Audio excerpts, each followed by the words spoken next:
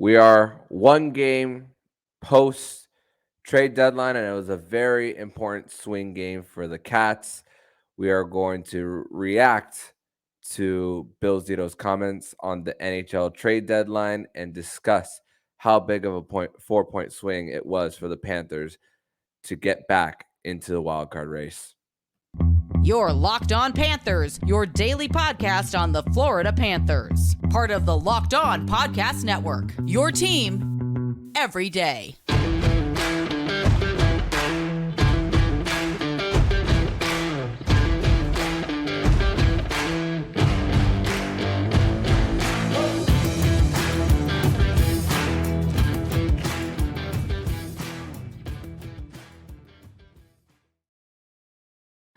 And welcome into the Sunday, March 5th edition of the Locked On Florida Panthers podcast, part of the Locked On Podcast Network, where it's your team every day.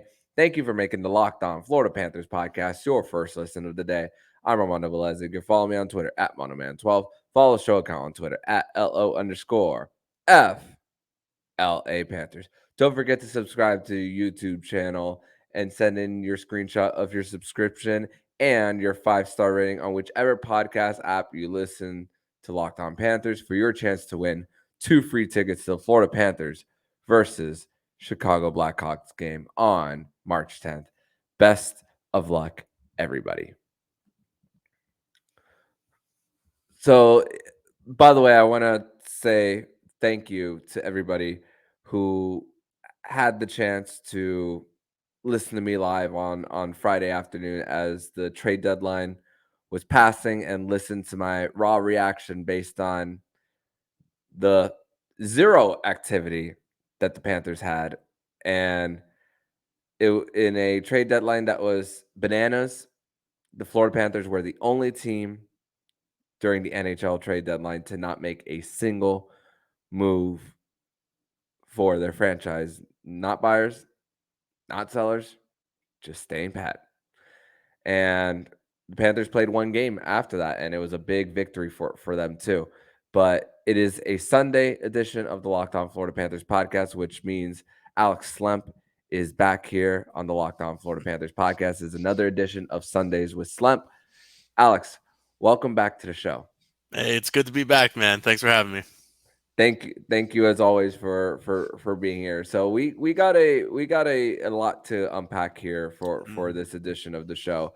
Of course, with my show running a little long on Friday for the trade deadline, of course, I wanted to dedicate a full episode talking, or at least most of an episode talking about Bill Zito's comments based on the trade deadline. But before we get to like what Bill Zito said throughout his media availability, I want to get your thoughts on the direction the Panthers decided to go in, because we were discussing how they should be soft sellers at the deadline.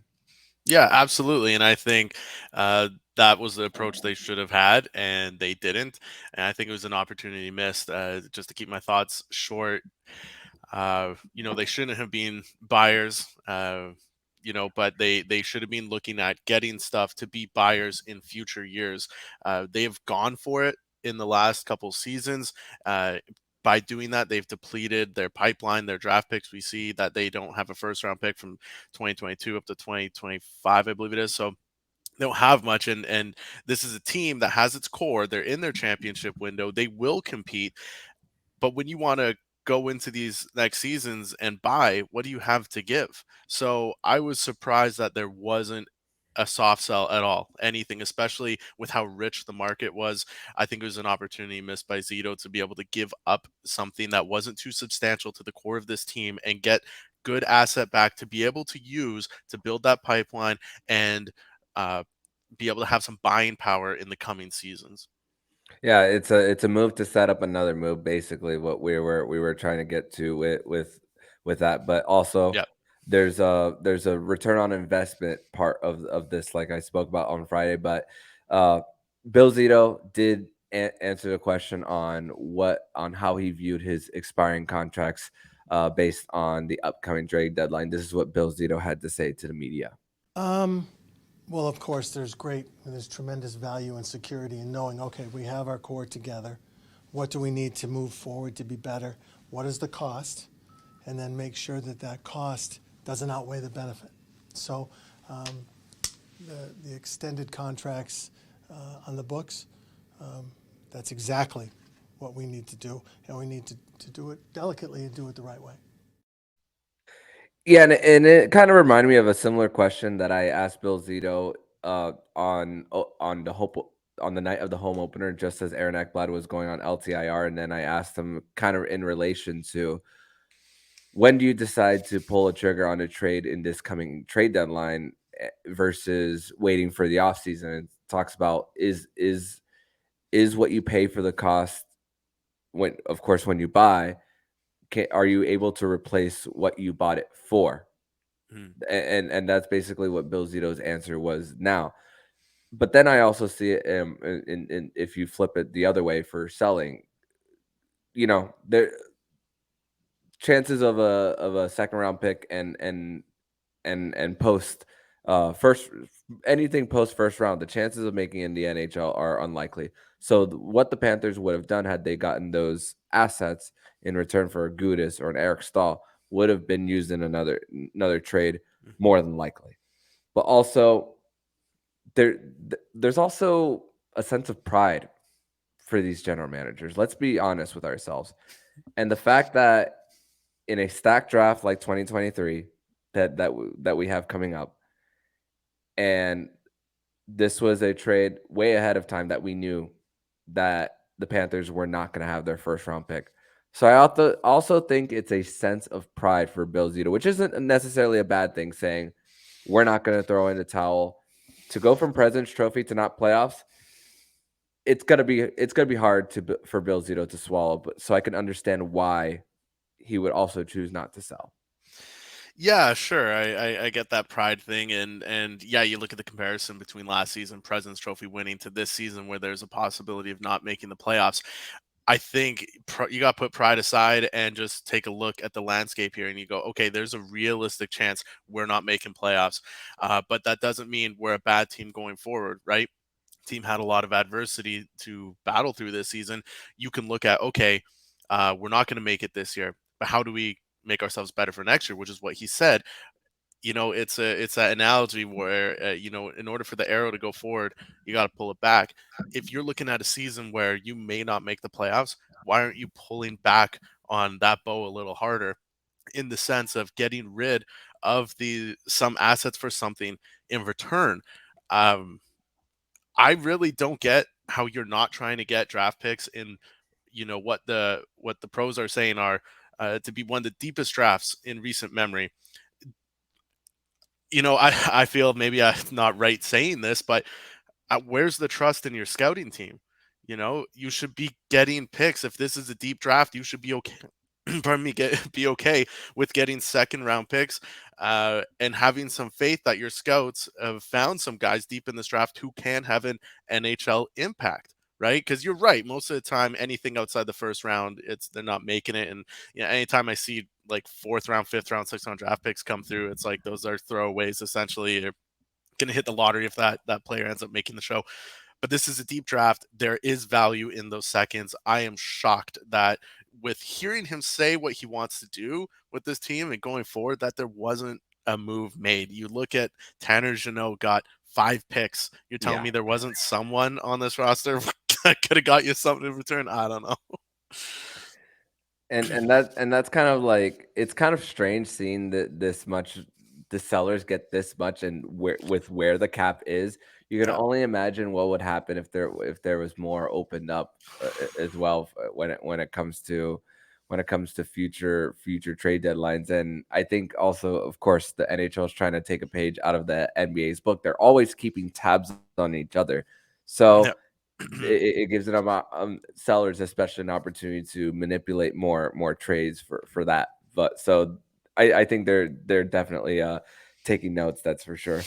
But we're going to transition over to segment number 2, where we're going to talk about Bill Zito's perspective on last year's trade line deadline versus this year's trade deadline, and his thoughts on this roster, and of course with Now that the Panthers have played on Saturday, it's the healthiest they've been all season. We're going to discuss that next here on the Locked On Florida Panthers podcast.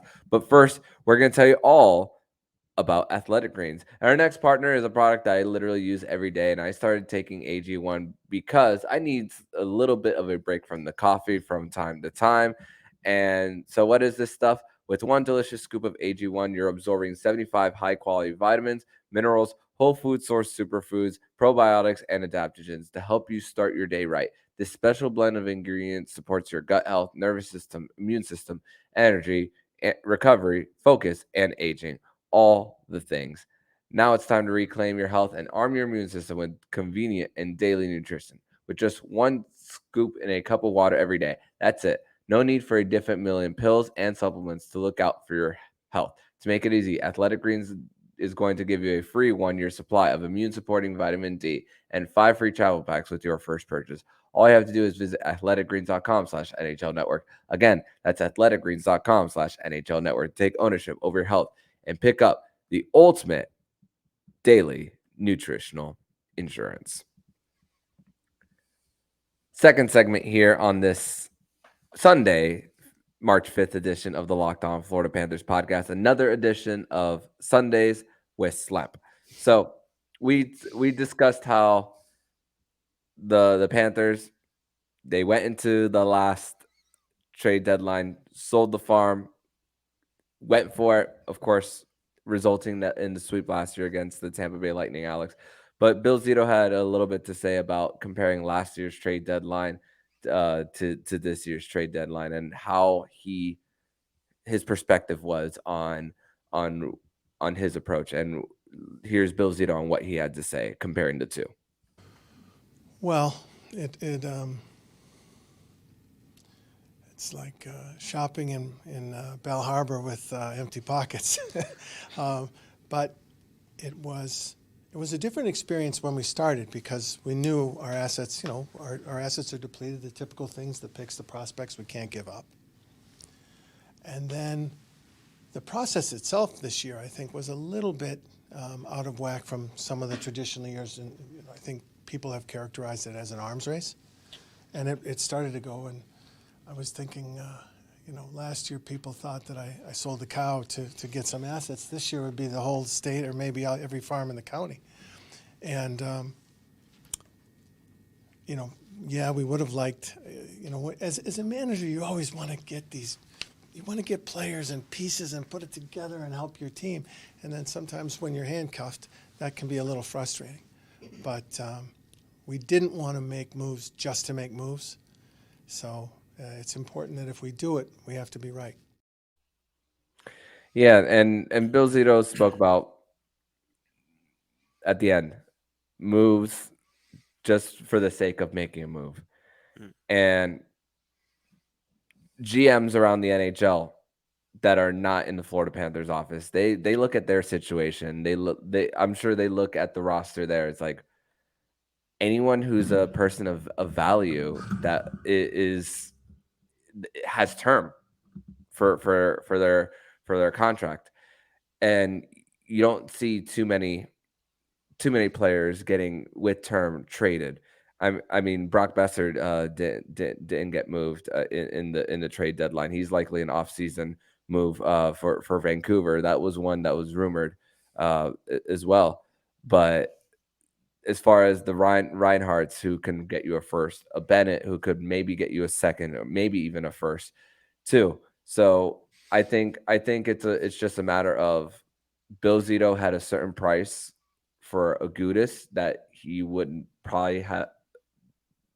have refused if he got like maybe a 1 for, but other general managers knew their situation and in previous offseason and trade deadlines, I think Bill Zito has done a great job in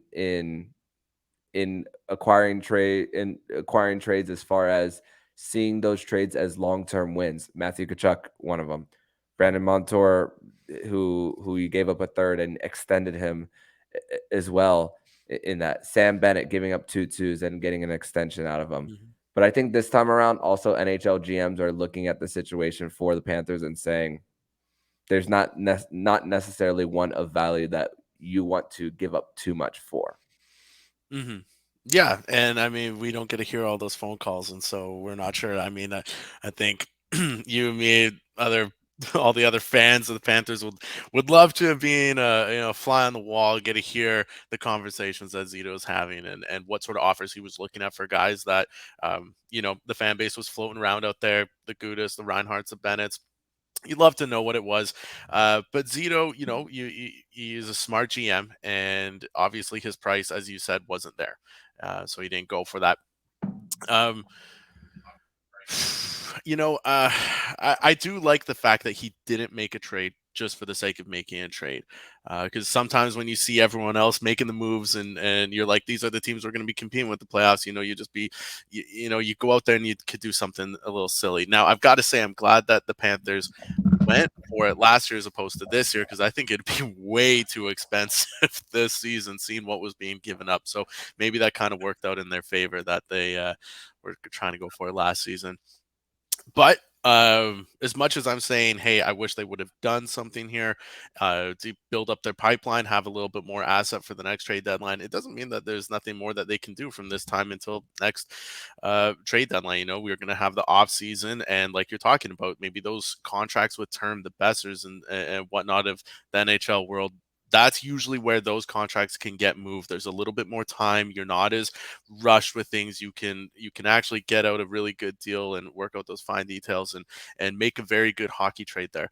So perhaps Zito is like, yeah, I don't want to get in this mess, this arms race, and my price isn't here, but my price is there in the off season. And so we just wait until then and see what sort of plans he has up his sleeve. I'd be very, very surprised to see him not do anything in the offseason, because he has a good core, but you still need to tinker a little bit. So I imagine we'll see a little bit of that come off season.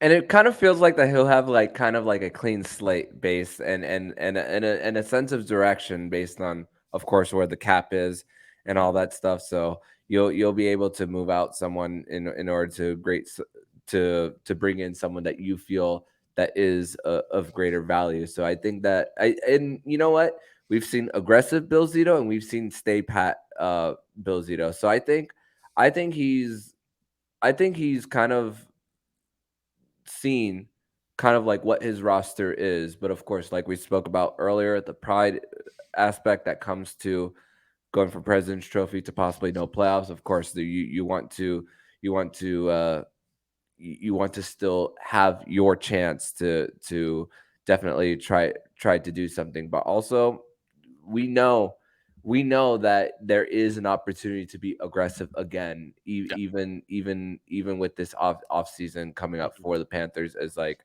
everything is looking cleaner as far as the checks and balances of paying money out as well. Yeah.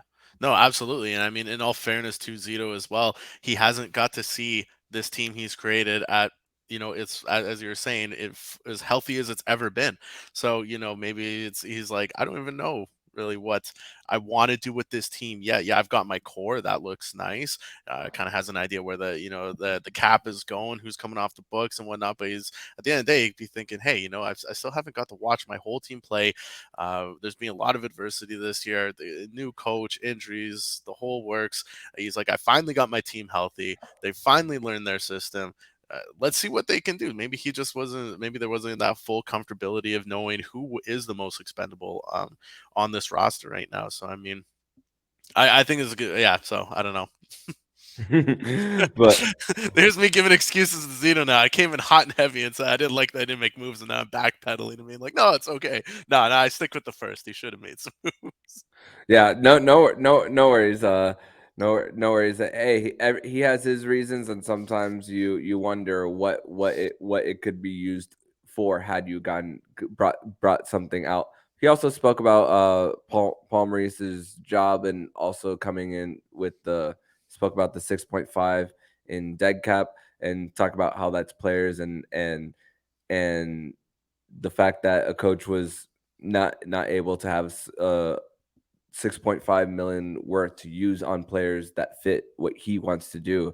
Yeah. that he's fit in and kind of like weathered a storm instead of using that free flowing style of play that the Panthers were last year. But we're going to transition over to segment number 3, where we're going to talk about the health of this team, Zito's comments on Anthony Duclair, and we're going to talk about Saturday's 4-1 win for the Florida Panthers over the Pittsburgh Penguins. But first, we're going to tell you all about Built Bar. And are you looking for a delicious treat but don't want to want all the fat and calories? Then you got to try a Built Bar. What makes Built Bar so good? Well, for starters, they're covering 100% real chocolate. That's right, real chocolate. And they come in unbelievable flavors like churro, peanut butter brownie, and coconut almond. Now you need to wait.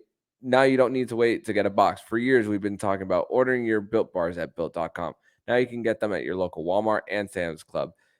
That's right. Head to your nearest Walmart today and walk into the pharmacy section and grab yourself a box of Built Bars. You can pick up a 4-bar box of cookies and cream, double chocolate, or coconut puffs. If you're close to Sam's Club, run in and grab a 13-bar box with our hit flavors, brownie batter, and churro. You can thank me later.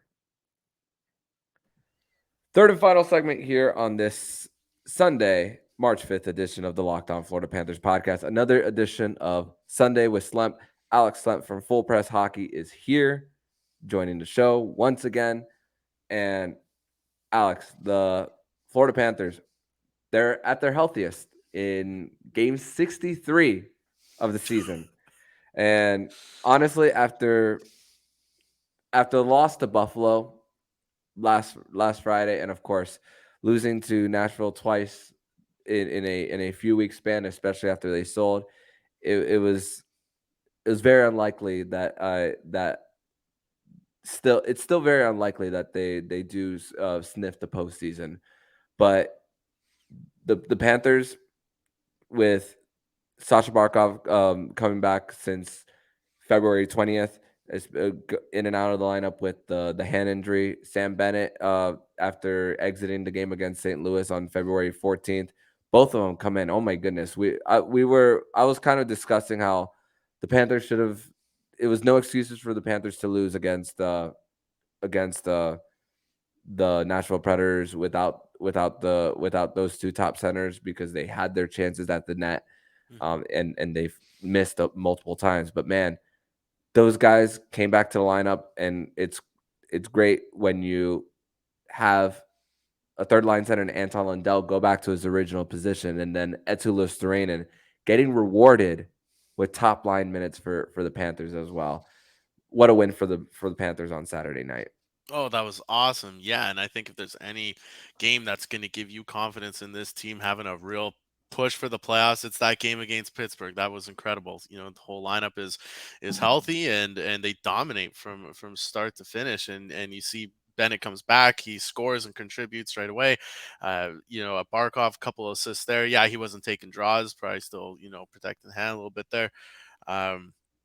But we gotta see this team and what they're capable of doing against a good opponent too. Pittsburgh wasn't selling off; they had a couple adds to their team, and they're pushing for playoffs as well. So that was a big time win, confidence boosting win, right there. And I think you look at the games where the Panthers didn't have Bennett and Barkov, and we're relying on Lusto and Lundell for their top two centers. Is as important as those games were, they were going to be bonus points if you won them. I'm sorry, it is the NHL, and when you're missing your top two centers, you aren't winning games. Okay, so yeah, they had their chances, and they could have won, and that just would have been bonus though. That would have been amazing if they pulled it off. Realistically, you ain't getting those wins very often. So, I'm not going to be too hard on the team there. We get those top two centers back. Like you said, players are going back into the roles that they're used to, they're comfortable in, they can be productive in it. And look at what we see, a complete 60-minute game, full 60, not a minute off. Like, it was some great hockey from the club. They're dialed in, they're ready to go. I like what we're seeing with this healthy team. It sucks they haven't been healthy this whole year, and we've had to wait until the 3-quarter mark, but here we are. There's still time left to make a push. They can still do it. And so I think we got some really exciting hockey for this last quarter here. Yeah, and you think about how the first period for this team was just neither teams really had grade A chances for them in the first period. 3 shots on goal combined for both of them, but puck retrieval after that for the Panthers where it was just spot on in the last 10 minutes of the period. They went a 12-minute stretch where they had all 10 shots on goal for the Panthers. Of course, Bennett contributing early on the rebound attempt after Verhaeghe got it on goal. And Sam Bennett led the team with 7 shots on goal and tied with the most hits. So that's the physical presence that Sam Bennett brings for the Cats. And of course, the power play, they had the control the whole time before Barkov threaded the needle to get it to Aaron Ekblad and all that stuff. And Sergei Bobrovsky, my goodness, the I don't think people realize how big that save was on Sidney Crosby. Like 2-1 at the time, you keep it tied, and then 40 seconds later, the Panthers go down the ice, and Etulos Terena is there to clean it up, and he's 5 goals away from being a 20-goal scorer. Yeah. Wow. And that was part of the Vincent Trocheck trade that didn't really make much of Etulos Terena on the time at the time, but he's 5 goals from being a 20-goal scorer. But Sergei Bobrovsky, not busy early, but that save on on Sidney Crosby with his blocker, that was the moment of the game. Absolutely, it was. Yeah, that game could have easily gone a completely different way had they not saved that. So yeah, it's amazing. That's why I love hockey so much. It's just those little moments right there that can have the big impact on the game. And yeah, Bobrovsky, that's a tough save to make when you've only faced 3 shots. That is a hard save to make to do that. So, I mean, that's why you pay him $10 million, right? Is that why? Yep, absolutely. He definitely has carried this team on his back throughout the last 2.5 to 3, almost 3 months for this squad, and just in a difficult situation for the Panthers. He is the least of the Panthers' problems, and of course Chris Letang has 8 goals on the season.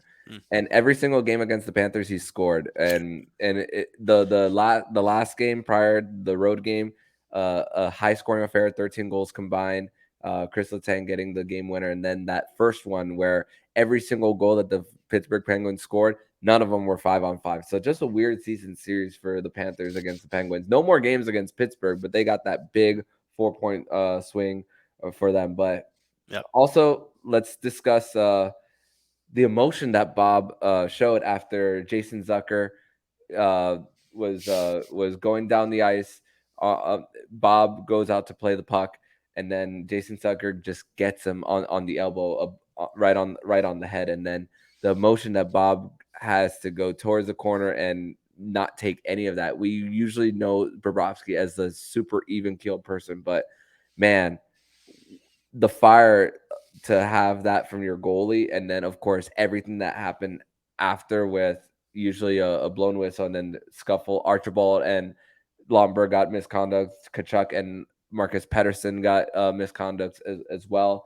But man, the emotion that Sergei Bobrovsky had, and of course not a clean play by Jason Zucker there for the Penguins. Yeah, no, not all. And I mean, I think I would have been shocked if we didn't see any emotion. This guy, as you said earlier, he's being the most steady part of this roster for the last 2 or 3 months. This guy is willing this team to have any shot at the playoffs, right? And something like that comes in right as the team is healthy, gelling, ready to go, and it's not a smart play. It's dangerous, and it's good to see that emotion. Of course, he's going to be, fired up there. So it's I love seeing it. And this is the time of season you're gonna see it from everyone. You could be the most even keel guy. There's so much fight in these players right now that I mean, this is just the time of season. You're gonna see the guys show it. If there's a reason to have it, they're gonna show it. So we saw it there. I loved seeing the emotion from Ekblad when he scored, and you could just see how fired up he was too. And it's just 'tis the season, right? It's the playoff push here. It's spring hockey. These guys live for this. They love it. So next to the playoffs, this is a good time of the year for them where these wins, every win means something, and yeah, they're playing with a little extra emotion there. So No love it. doubt. No doubt. One thing worth noting is the Panthers penalty kill went 4 for 5 on the day. Only one is on that 5-on-3 that Pittsburgh had. At Tulis Serena, we talked about his 15th goal of the season. Brandon Montour, secondary assist on the first goal. 50 points. Only four other Florida Panthers have. Excuse me. Four Florida Panthers have gotten to 50 points in a season. Aaron Ekblad, Keith Yandel, Robert Spela, and Brian Campbell. As far as getting to 50 points, and it was the second goal, excuse me, that Brandon Montour got the secondary assist on the power play goal by Aaron Ekblad. So just an accomplishment there. Matthew Tkachuk is 2 points away from breaking the single season record for a Panther on their new squad, passing Sam Reinhart from last season too. So that's also worth noting. Aaron Ekblad gets reaches double digit goals, eight in his first 9 seasons. He gets the 10 goal mark, and 6 amongst defensemen since he got drafted. Now at 107 for Aaron Ekblad. So a lot of great accomplishments for the Panthers, despite the wins not coming there. And listen, the Panthers got a little bit of help, not too much of it. Buffalo won on Saturday. New York won, and the Detroit Red Wings lost on a back-to-back. Looks like that they are on their way out of the race after selling at the deadline. But big one on Tuesday night against the Vegas Golden Knights, as the last time these two faced, the Panthers had an opportunity for 2 points. They were up 2-1 in the third period, and then the Vegas Golden Knights scored 3 unanswered. The Florida Panthers couldn't convert on a 5-on-3. There was a review that if Paul Maurice, damned if he did, damned if he didn't, neither. That where the Panthers were down 3-2, and then it was the Panthers were down on the penalty kill after a review, which led them any chance to try to make a comeback. So another big test ahead on Tuesday night for the Panthers. Yeah, it's a big game, and yeah, not a lot of history between these two clubs yet.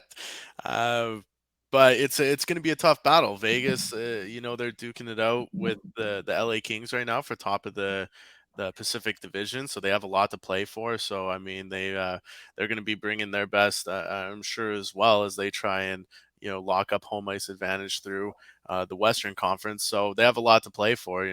So the Florida Panthers are going to have to come out with all the cliches, their A game, all lines firing, all those kind of things. But it's true. It's going to be a big game, big battle. But it's no different than the game they played on Saturday or the ones before and the ones that are to come. Every game is big. These guys are dialed in, locked in. They know what's at stake. They know how precious every single point is that's available. So they're ready for these. It's going to be a big game, and I'm excited for it because I don't really see Florida in the Knights, so it should be fun.